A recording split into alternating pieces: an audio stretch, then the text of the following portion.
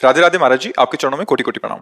महाराज जी, पुण्य और पाप क्या है, मार्गदर्शन करें। पुण्य और पाप, धर्म और अधर्म, विधि और निषेध, ये जो दो बातें कही गई, जैसे पुण्य पाप, धर्म अधर्म, विधि निषेध, ये एक ही बात है। शास्त्र जिसका विधान करता है उसे धर्म कहते हैं, और शास्त्र विधान धर्म के अनुसार जो कार्य किया जाता है उसे पुण्य कहते हैं। समझ गए? शास्त्र जिसे निषेध कहता है उसे अधर्म कहते हैं, जो अधर्मकृत कार्य होता है उसे पाप कहते हैं। इन दोनों का अलग अलग फल है। पुण्य का फल है लोक लोकांतर के सुख मिलना, पाप का फल है लोक लोकांतर में दुख भोगना।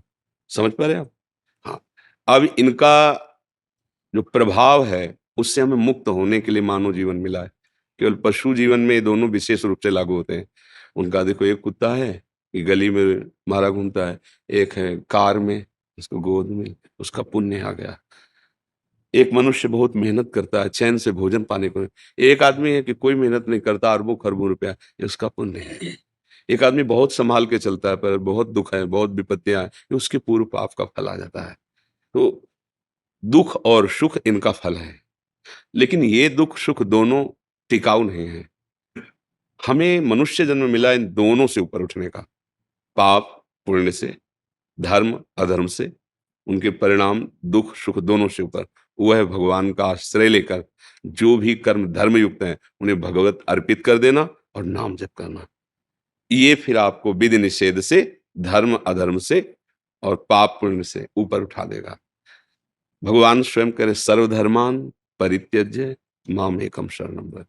मेरी एक बात समझ लो कि सब धर्मों का फल है मेरी प्राप्ति, इसलिए सब धर्मों से मन हटाकर मेरी शरण में हो जाओ, मेरा भजन करो।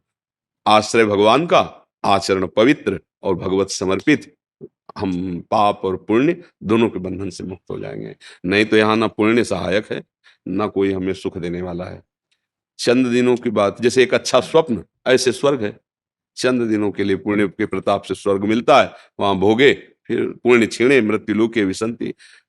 अगर ऐसा आपको दिया जाए कि बंगला गाली सब व्यवस्था है, 10 दिन बाद हटा दिया जाओ, तो आपको लगेगा अच्छा यार, हम जैसी स्थिति में वैसे ही रहने दो। 10 दिन वो सब मिलेगा फिर छूट जाएगा तो ये भी रहना मुश्किल हो जाएगा और उसकी आदत बन जाएगी। इसलिए कहा गया कि पुण्य के बल से स्वर्ग जाने की भी इच्छा न करो, पुण्य को भगवान के चरणों में समर्पित कर दो, तो इससे भगवत प्राप्ति हो जाएगी।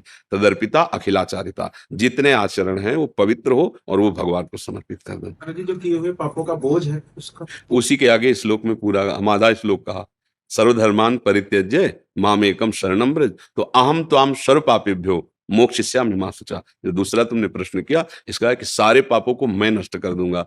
तो वो हमारे अखिल कोटि ब्रह्मांडों के स्वामी है, वो सब लोकपालों के भी स्वामी हैं, तो सारे नियम उन्हीं के बनाए हुए हैं। वो कह रहे मैं क्षमा कर दूंगा, अब तो कोई संशय नहीं रहना चाहिए। अहम त्वाम सर्व पापेभ्यो मोक्षयिष्यामि मा शुचा, मैं समस्त पापों से तुम्हें पवित्र कर दूंगा, तुम शोक मत करो, केवल मेरा आश्रय लेकर अवलव नशानी अवनाशय हो। अब तक जो गलतियां हुई हैं आगे प्रभु आपके नाम बल से, आपकी कृपा बल से आगे नहीं करूंगा, ऐसा भाव होना चाहिए। समझे?